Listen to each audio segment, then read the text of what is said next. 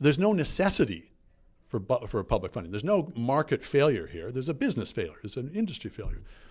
And not only is there no necessity, but there's all kinds of really bad consequences when the government starts funding the media.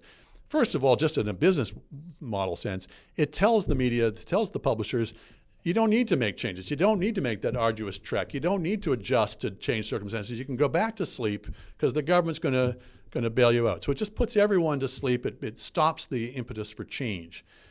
And then secondly, there's just that inevitable creeping influence that if you go accustomed to taking government money for your industry, how do you say to any other industry, you should not be taking government money? How do you write in good faith an editorial saying, how dare the government bail out the auto industry if your industry's been bailed out? And of course, over time, it won't even occur to you to try because you'll have so accustomed yourself to the idea that, of course, if a business fails, the government should come in and bail it out. That's what they did for us. It just normalizes the thing generally. So I worry from that standpoint. I certainly worry from the standpoint of how we're perceived.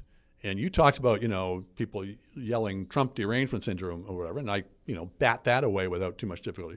But when people say, oh, you guys are all on the government take and why should we trust you?